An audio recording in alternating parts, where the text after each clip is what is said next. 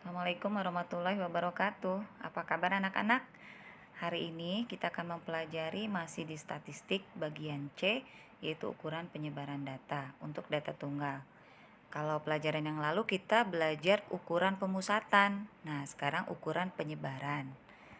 Kita lihat ya, apa yang dimaksud dengan ukuran penyebaran data. Ukuran penyebaran data adalah ukuran yang menunjukkan seberapa jauh data itu menyebar dari rata-rata. Ingat rata-rata ya, kita sudah belajar rata-rata pada pertemuan yang lalu. Semakin tinggi ukuran sebaran, jadi kalau nilainya itu besar, ya nilai yang kita peroleh nanti dalam ukuran persebaran datanya besar, kita dapat nilai yang besar, maka menandakan bahwa data itu semakin heterogen. Heterogen itu artinya bervariasi gitu, jadi datanya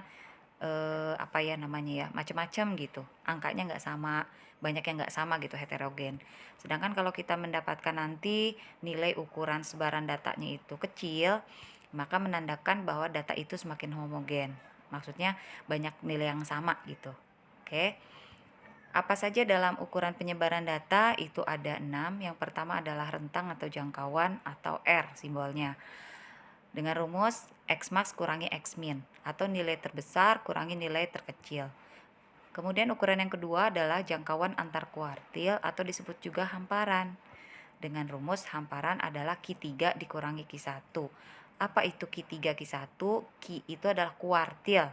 Q3 artinya kuartil 3, Q1 artinya kuartil 1 atau kuartil atas kurangi kuartil bawah. Apa itu kuartil? Kuartil adalah nilai yang membagi data menjadi 4. Kalau pada pertemuan yang lalu kita kan belajar median ya. Median itu nilai yang membagi data menjadi 2. Nah, kalau ini datanya tidak cuma dibagi 2 tapi dibagi lagi ya. Jadi dibagi 4. Maka ada kuartil 3 atau kuartil atas, ada kuartil 1 atau kuartil bawah. Oke, nanti kita belajar ya. Kemudian yang ketiga adalah simpangan kuartil atau QD dengan rumus setengah dari hamparan. Hamparan udah kita peroleh kan tadi di yang kedua ya. Jadi Q3 dikurangi Q1 kan hamparan. Setengah dari hamparan itu adalah nilai simpangan kuartil. Kemudian ukuran yang keempat adalah simpangan rata-rata atau SR. SR rumusnya, ini kelihatannya rumit tapi sebetulnya enggak ya. Jadi sigma itu jumlah. Jumlah apa? Apa yang dijumlahkan? Hasil pengurangan antara XI. XI itu setiap data. Data apa? Data I itu 1 ya sampai ke N. Data ke-1, ke-2, ke-3, ke-4, ke-5 tergantung berapa banyaknya data. Jadi semua datanya itu kita kurangi dengan rata-rata. X bar itu rata-rata ya. Jadi kalau ada X di atasnya ada tanda stripnya itu bacanya X bar atau rata-rata. Jadi kita hitung dulu tuh rata-ratanya berapa. Kemudian setelah itu setiap data mulai dari data ke-1, ke-2, ke-3 sampai data ke N atau semua data kita kurangkan dengan rata-ratanya.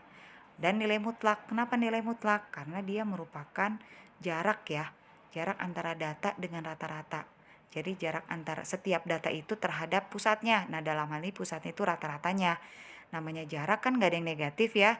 Gitu. Makanya pakai nilai mutlak. Kemudian setelah kita kurangkan dengan rata-ratanya, kita jumlahkan semua. Baru kita bagi dengan N. N itu adalah banyaknya data.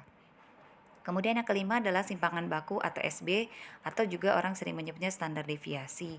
Standar deviasi rumusnya atau standar baku rumusnya akar sigma, jadi akar jumlah dari setiap data XI itu ya, dikurangi X bar, kurangi rata-ratanya, dikuadratkan, dibagi N, dibagi banyaknya data. Mirip-mirip ya, cuma bedanya kalau simpangan baku itu ada akarnya dan bukan nilai mutlak tapi pengurangan biasa tapi dikuadratkan. Oke, bedanya jelas ya. Dan terakhir adalah ragam atau varians. Dengan simbol S kuadrat adalah simpangan baku yang dikuadratkan. Jadi kalau kita udah punya nilai simpangan baku, mencari ragam tinggal dikuadratkan saja gitu. Oke, sampai sini dulu. Nanti kita akan belajar contoh soalnya.